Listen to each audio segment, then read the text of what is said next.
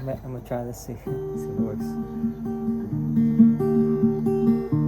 am not a body,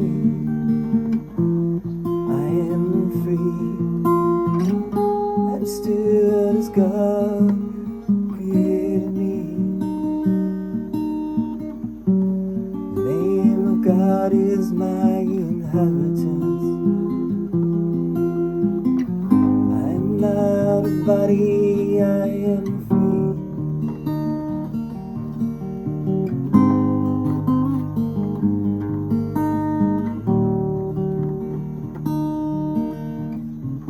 I am not a body,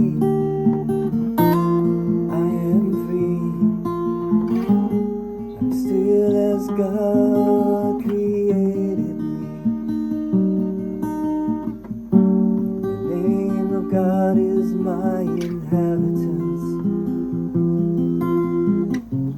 I'm not a body, I am free.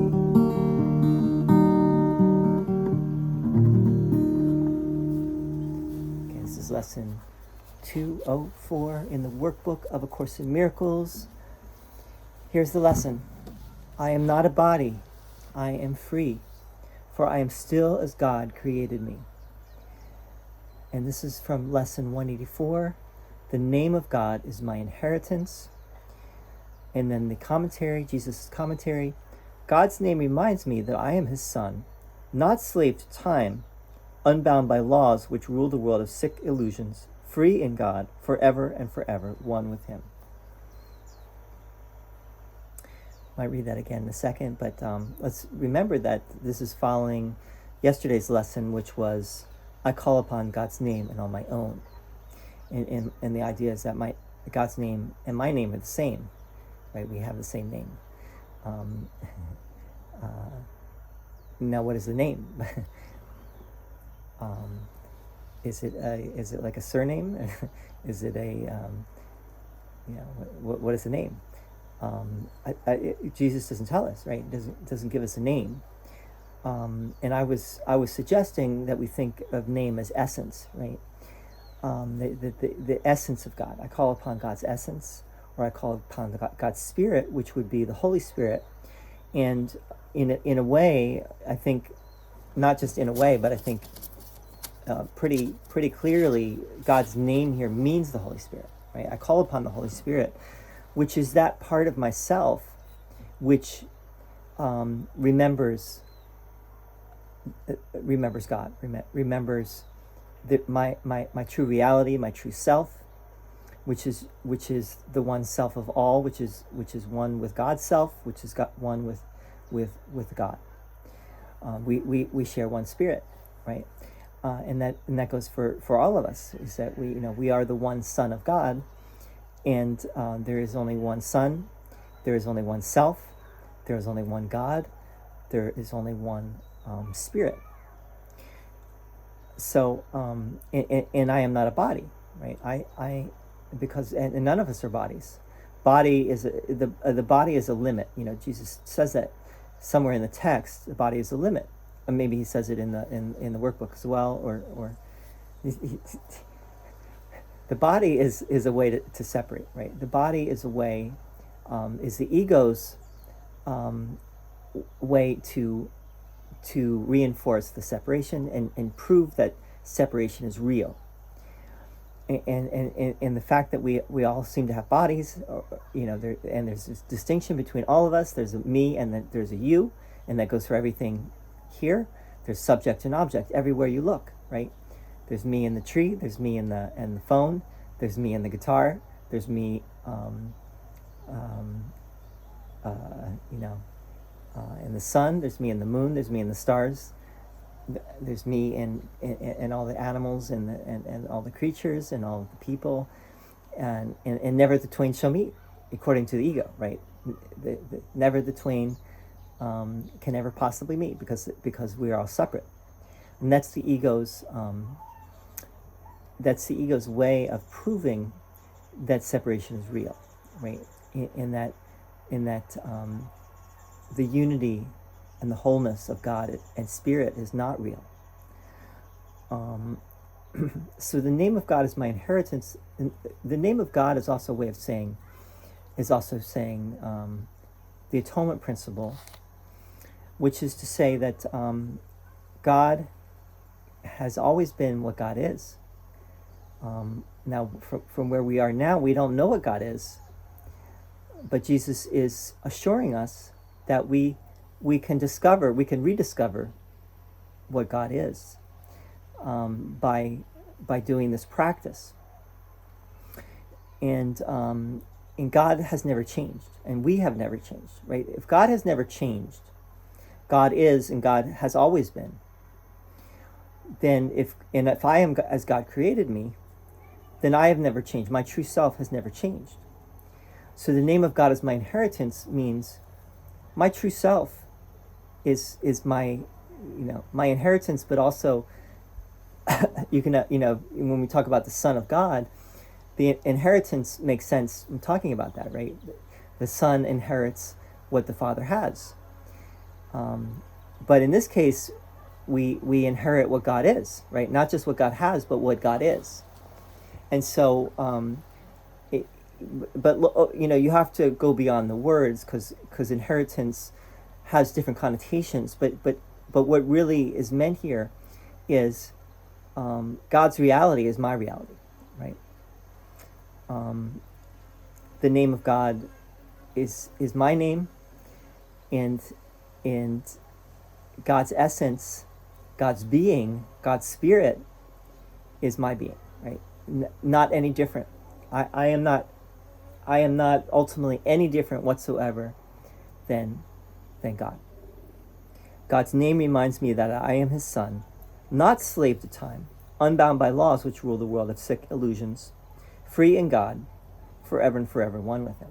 So even here and now, in this world of illusion, this world of separation, this world of subject and object, which I was just talking about, this world of sickness and death,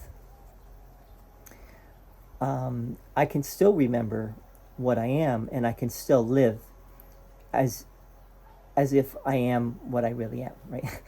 Right. I don't have to be bound by the laws of this world, even now. On the other hand, I don't want to be foolish either, in terms of, like, some people understand the Course to mean, well, that means that no laws apply to me, right? no human laws, no laws of this world apply to me. Well, good luck trying to demonstrate that that's true. Maybe you can, but what this really is getting at is that forget about anything external. This is talking about your inner journey, right? In your inner journey, I am not bound by anything. In other words, my peace does not depend on anything in this world, right? My peace of mind, the peace of God does not depend on anything in this world. So nothing in this world need trouble me, or need upset me, or I don't need to grieve over anything in this world. So that's why doesn't matter if I follow the laws of the world or not, because that doesn't have any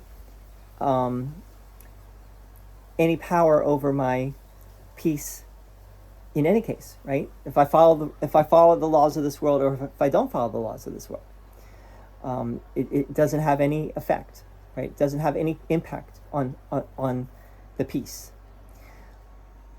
I am not a body. I am free. Everyone else is as well. For I am still as God created.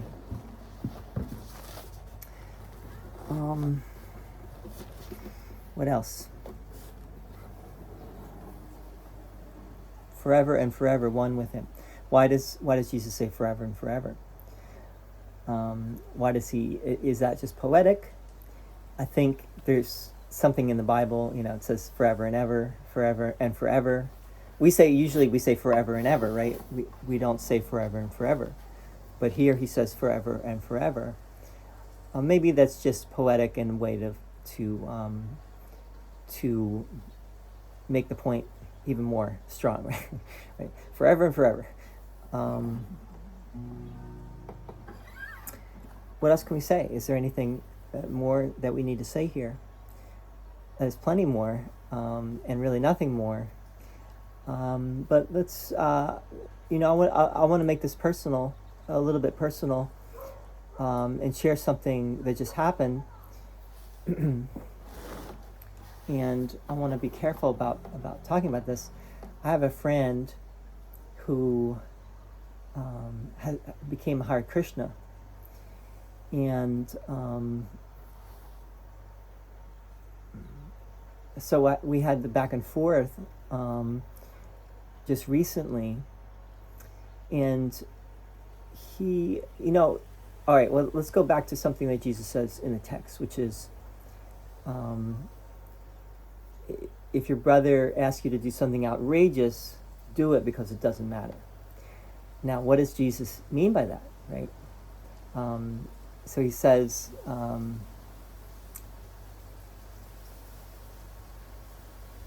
forget the full line actually, but it's, if your brother asks you to do something outrageous, do it because it doesn't matter. Now, what does that mean? I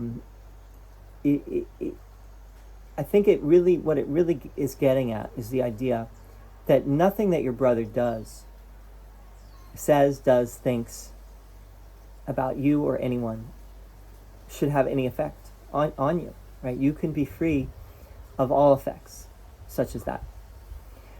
So in other words, if your brother puts you down in any way, or if your brother asks you to do something, for example, this friend of mine, I mean, everyone is my friend, right?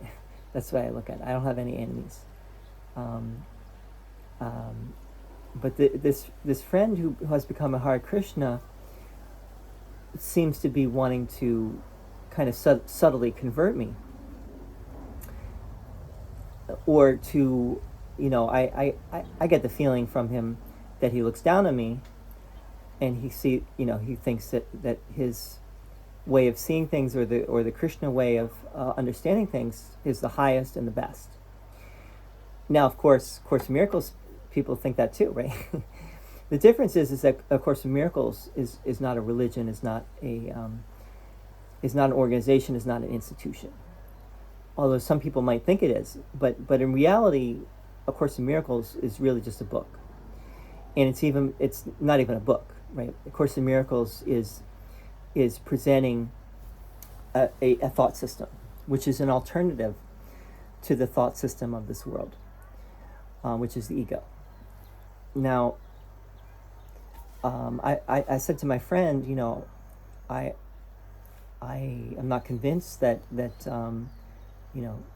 what you're talking about, what you believe is the highest, and so if you say what you say to me, why not ask me if that is what I want, right? Instead of forcing it, or thinking that assuming, let's use the word assuming that I want to believe the way that you believe, or that I should believe the way that you believe. And now I think what my friend was saying, he was trying to nuance it, and I understood what he was getting at. That it's kind of like when Christians say, well, ultimately everyone is going to come to Jesus, no matter what religion, right? No matter what path they follow, every knee will bend, right, in the end, to Jesus. For the Krishnas, it's every knee is going to bend to Krishna. we're all going to wind up there. For A Course in Miracles, does not say that actually. A Course in Miracles does say that everyone will come to forgiveness in the end, right? Everyone is going to have to let go of the ego, right? Totally, in order to return home again. And I, if anything, that is what I think is the closest to the truth. I don't see ultimate reality as I'm going to be in loving service to Krishna for eternity, or I'm going to be in loving service to Christ, or to God, in God's heavenly court, singing hymns to God for eternity. I think that's a lovely thought, and the Krishna thing is a lovely thing as well. But I think that's still duality, right? There's still subject and object there. There's still a me and a you. Now, but that could still be the case though, with free of ego. Like maybe that is the truth. There's no ego, but there still is a separation between me and God, or the Son and God. And maybe that is what reality is. But my point to my friend was, is that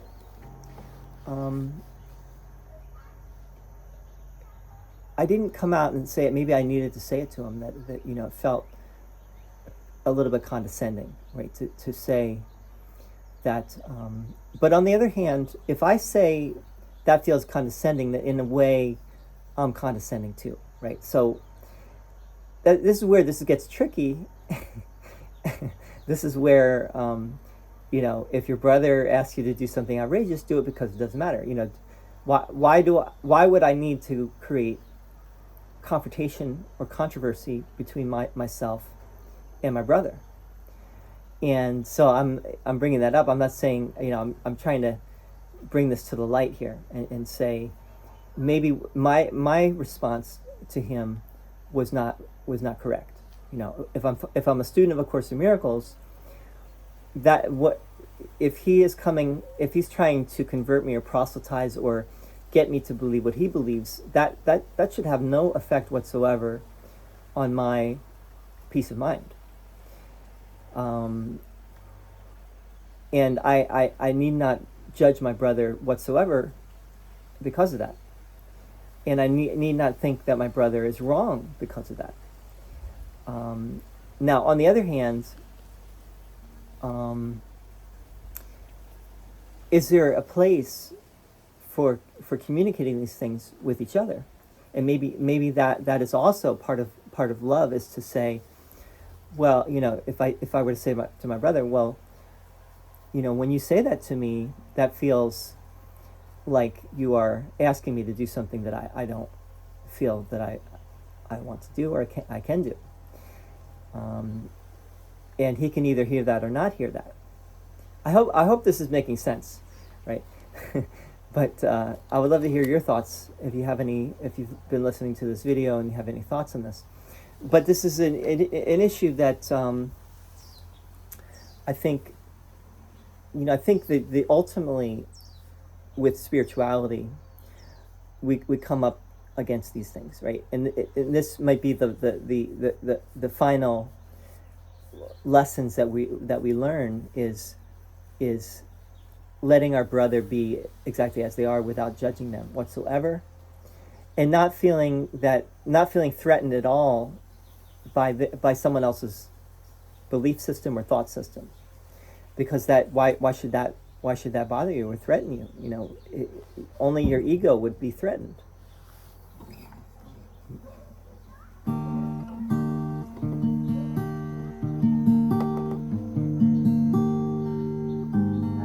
I'd love to hear your thoughts. I'm not a body, I am free. I am still as God created me. The name of God is my inheritance. I am not a body, I am free. Thank you. Thank you for tuning in. Have a lovely day. Carry on. Happy New Year. It's coming soon. See ya.